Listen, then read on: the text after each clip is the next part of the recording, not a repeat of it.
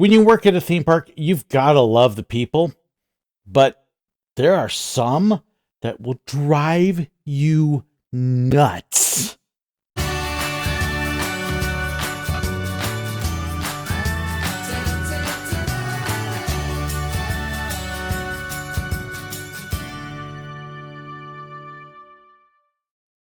I love working with people at theme parks. They're friendly, they're fun, it's a good time for everybody.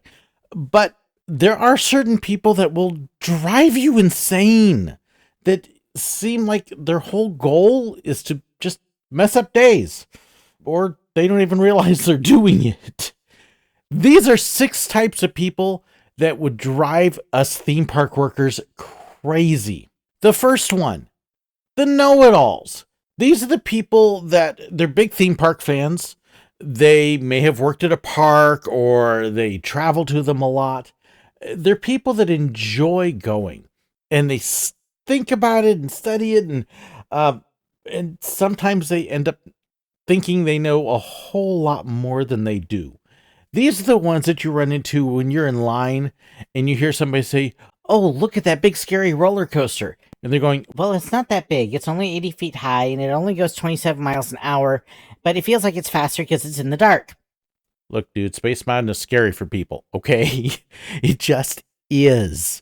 They're the ones that can recite all the stats. They're the ones that will tell you stuff that's not true.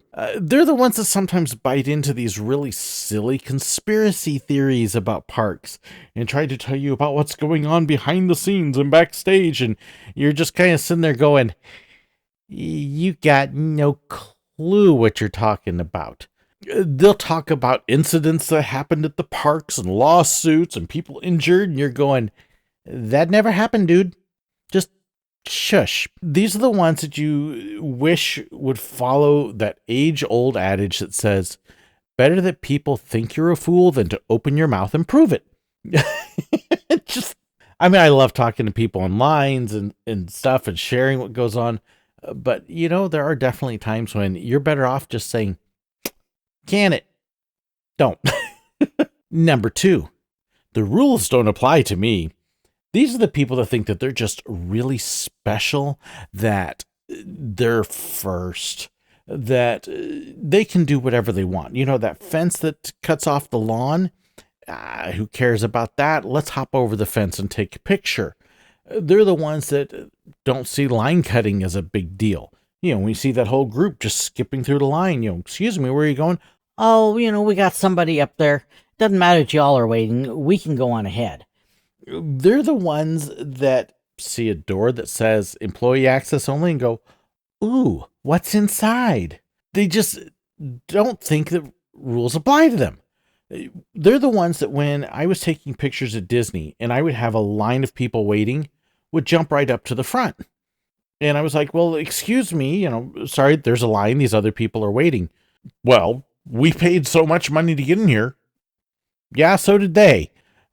Go wait in line. You don't understand who we are. Don't care. Get in line. You don't have a plaid vest with you. You don't have a Make-A-Wish button. Get in line.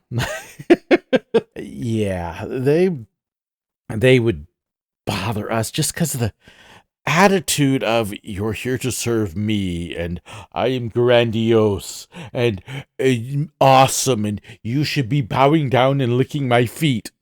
Sorry, dude, your feet stink. I don't want anything to do with them. Yeah, they were a little irritating. Right along with them, really in many ways kind of a variation, the same thing, is the I come first, where they expect you to drop everything you're doing and come running to them. So if I am taking a picture of a guest, they expect me to stop my whole deal with that guest so that way I can come over and trade a pin with them. If I'm operating a ride, they expect me to ignore the safety panel and come over and answer their question. I actually had people, when I was working at Silver Dollar City, I would be doing the safety spiel, the preload spiel, to get ready to have people get on the train. I would have people interrupt me in the middle of it. Folks, that orange pull cable that's over your head, that is for medical emergencies only. Don't pull that. Excuse me, I got a question. That cord is for medical emergency. Excuse me, I got a question. Ma'am, I'll get to your question when I'm done. The employee is busy and in the middle of doing something. Wait, they'll get to you when they have an opportunity. We see you waiting. We're aware that you have a question. We'll take care of you as soon as we can get to you. Safely and appropriately. And see, then you would have that combination of those two where the rules don't apply to you and I come first, and they're the ones that would cause dangerous things.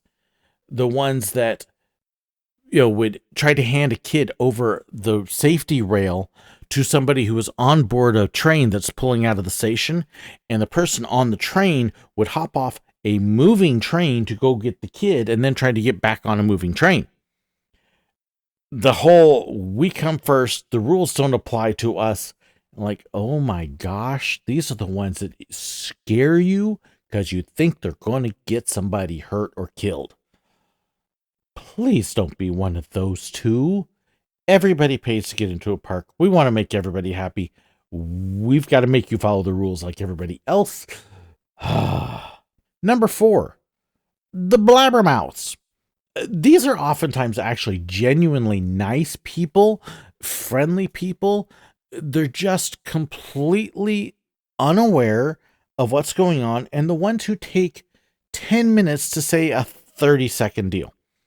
That they want to know what time the parade is, but they have to give you all the backstory of how they have traveled from such and such, and they drove here, and then they had to park, and it took them a while to get parked, and then of course there was getting their tickets, and and we've been enjoying the day, and we've loved the food and everything else, and there's this parade that we want to see, but we don't know what time it is, and like, folks, what time is the parade?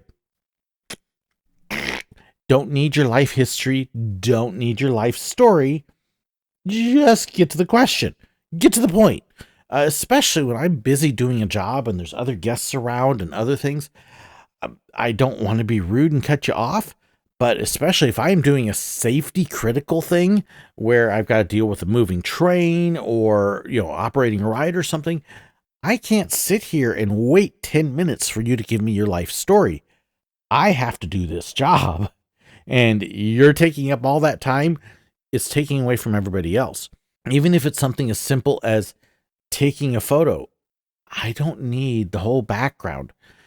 There's times that it's nice. There's times that if it's not busy and I don't have other things to do, when we get those occasionally really slow days, okay, sure, I'm just standing here twiddling my thumbs anyways. But the vast majority of the time, it just goes on and on. You're sitting there kind of going, and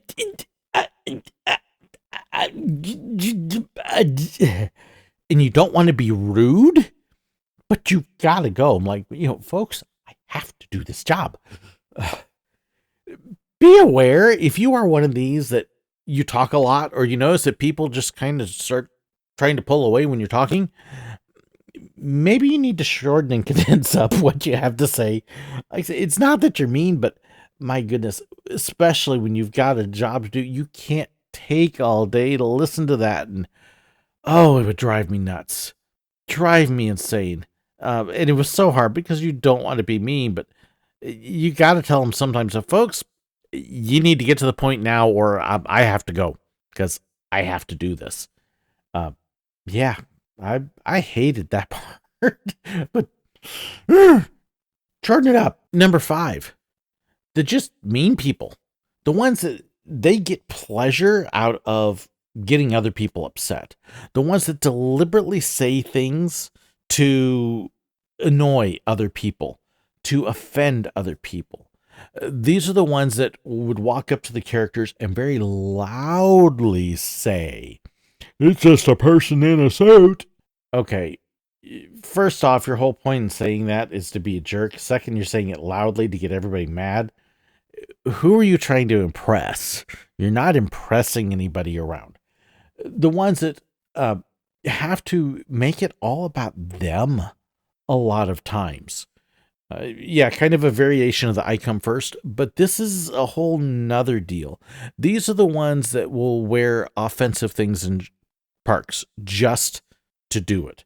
They'll wear political shirts. They'll wear shirts with curse words or things that offend certain groups. They'll say things that will offend certain groups. I had people come up to me, no joke, when they would find out I was a preacher and I'm working at a theme park, and they would come up and they would deliberately say rude, incredibly offensive stuff just to see how I would react. And I'm kind of sitting there and I'm looking at them when they would say things like, okay, so you want to accuse religious people of being offensive. What are you doing? You think you're better? I watched a couple people one time at Disney walk around and they were deliberately tripping people. Why is this entertaining? The ones that come up and push people from behind, just classless. Absolutely classless. And I'm like, really? Why do you have to be that way? What pleasure do you get out of it? Especially when you're about to get kicked out of the park for doing stuff like that. There's an old saying, and I have to totally agree with it. Mean people suck. The last group, again, this is another group that kind of is innocent, sort of. It is the non-thinkers, the clueless ones. Some of these are the ones who didn't do their research before they came and have no idea what rides and attractions are there. But a lot of times, they're the ones just walking around without a clue what's going on around them. These are the ones you see on video walking with their phone in hand and they walk into a fountain and fall over in the water. Yeah, I've seen that. They're the ones that will walk into poles and into fences because they're so busy staring at something else they don't have any idea what's going on. These are the ones that ask the silly and dumb questions. The ones that, when you're standing in front of the sign that says next train at such and such time. What time does the next train leave? I don't know. The people that would come up and ask, and I had this is serious. Trust me, it's true. When did they move the cave? How do you move a cave? The ones that argued with me at the very front of Magic Kingdom one day, telling the kids, look at the castle. And it was the train station. And if you can't tell the difference between a train station and a castle, just goofy things like that. People at Epcot walking up and wanting to know where the castle is. Wrong park. It's 3 miles that way.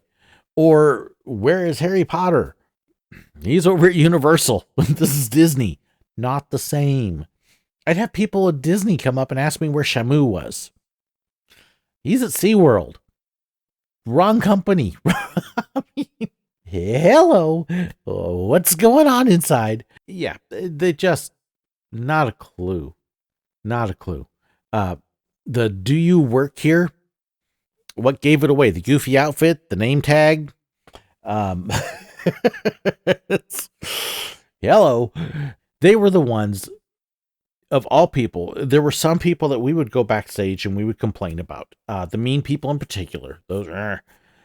But the ones that we go backstage and we would laugh about would be the clueless ones, because they would be the ones that would invariably do something silly that would set us off. The poor guy that we ran into at Epcot one time, who literally walked around Spaceship Earth 4 times before we were able to direct him to the rest of the park, because for some reason he couldn't seem to figure out to keep walking past the fountain at the time. It was... Yeah, like I said, they would drive us crazy, but those at least would be entertaining and humorous. So there's 6 types of people that would drive us nuts while we worked at the parks. Do you have more types? I'd love to hear them. Do you have more examples? I would love to hear those too. Please share it in the comments below. Thank you so incredibly much for watching. Thank you to our patrons and supporters. If you want to know more about support and mail and all sorts of other stuff, check the description. There's a ton of info in there. Thank you so incredibly much for watching. God bless.